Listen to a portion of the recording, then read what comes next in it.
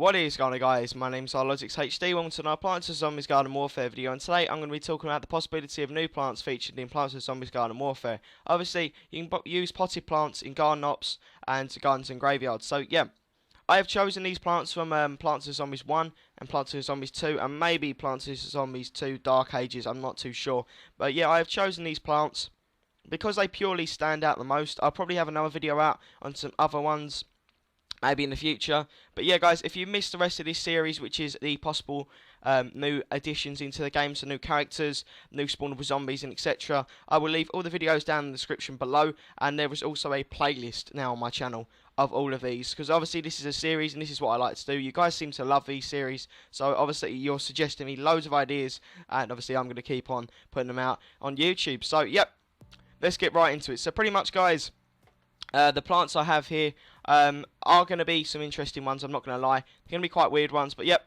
Going to start off with the Gloom Shroom. So you guys may know the Gloom Shroom, you guys may not know the Gloom Shroom, but basically it releases heavy fumes into the area around them. So the way I'm thinking, this Gloom Shroom can obviously be added in, and it will have multiple targets, so it can hit multiple targets.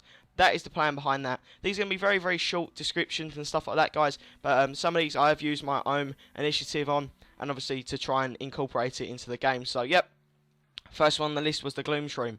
Now, moving on to the second one, it's called the Hypno Shroom. Now this is going to be an interesting one. It's going to be a very risky plant to plant down, but I think it'll be a really cool one. So, it says when eaten, Hypno Shrooms will make a zombie turn around and fight for you. So, Hypno Shrooms will have a single use. You put them in a potted plant, and they will, once eaten, they will make the zombie fight for you. So say the Yeti comes along and eats your potted plant, the Yeti will turn around and fight for you. That would be a really, really cool thing to see. But then again, you could be unlucky and it might just be a typical spawnable zombie that turns around, eats it, and fights for you. So yeah, obviously that would be really cool to see in the game. It's a very risky plant, but nevertheless, that would be really cool to see a Yeti fighting for you here and there. Now, the next one on the list is another weird one, but it is a really cool idea. Now, this plant is called the Imitator. And basically, the Imitator will let you use two of the same plant during the level. That is what it is in Plants vs Zombies. So I'm thinking, obviously, instead of just one potted plant, it makes two, just for that. So yeah, for obviously one round, it will give you two plants for the price of one. So say I select an Ice Shroom. They will then place down in that position two Ice Shrooms rather than one Ice Shroom, meaning that you've pretty much got two plants protecting that side. That would be another really cool idea. So yeah, guys, that was one of them. Now I'm going to be moving on to the next one, and that is the, I don't know how people say this, so yeah, jalapenos, maybe, not too sure. But yeah, jalapenos destroy an entire row of zombies in obviously Plants vs Zombies. So I thought to myself, in Plants vs Zombies Garden Warfare, jalapeno can have a massive damage, and it ranges every zombie around it at that time. Once again, a single-use plant. So after the one round, it'll probably go, or obviously if it gets close enough, it can have really weak health, so obviously it's easy to pick off and destroy once people actually get close to it. So yeah, that's another one. Now I'm going to be moving on to the next one, which is the Kernel Pult, I believe its name is. And basically, the idea behind this, once again, is it flings corn kernels and butter at zombies. So yeah, butter, basically a new goop.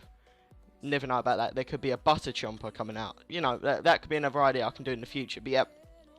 So basically, my idea behind this is the Kernel Pult obviously fires kernels, and it will have a light damage in butter goop. So it will goop the zombies with butter, slowing them down, and obviously it will keep on hitting them with a low amount of damage.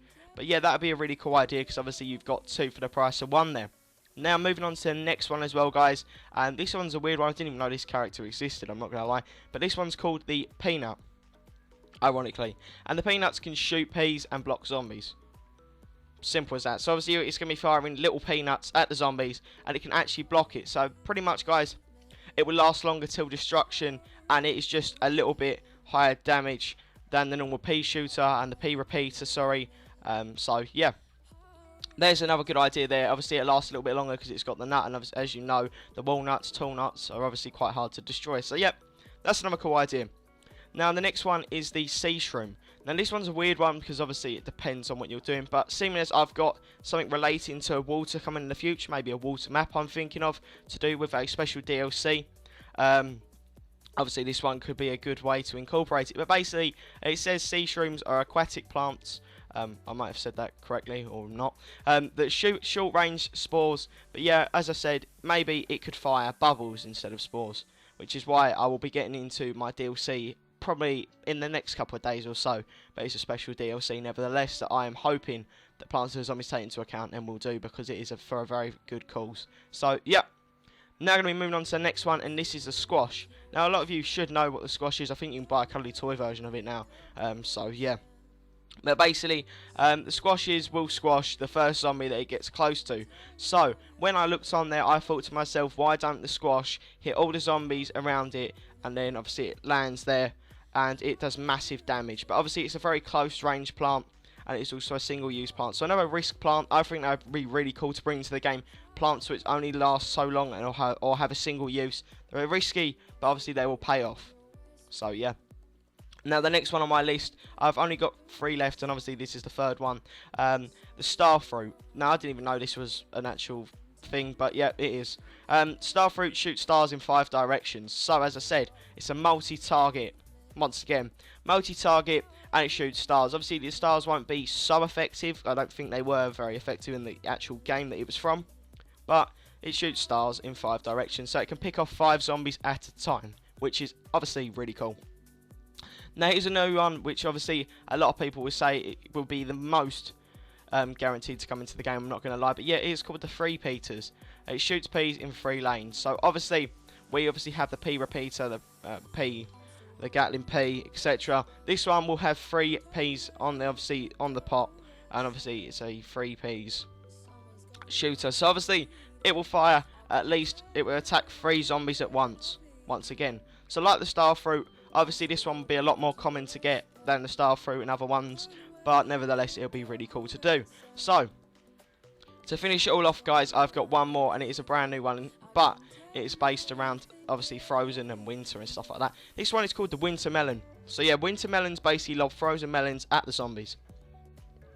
Simple as that, guys. So yeah, the winter melons apparently have a very heavy damage, and obviously they also freeze the zombies as well. So yeah, guys, nice long video again. I like to do these long videos. I like to get consistent videos out for you guys that you seem to enjoy. But yeah, you guys are really enjoying the series, and if you guys are continuously enjoying the series, don't forget to leave a like. Don't forget to comment what you want to see in the future. Suggest ideas in the comments section. Don't forget to subscribe if you're new here, and I will see you guys in the next video.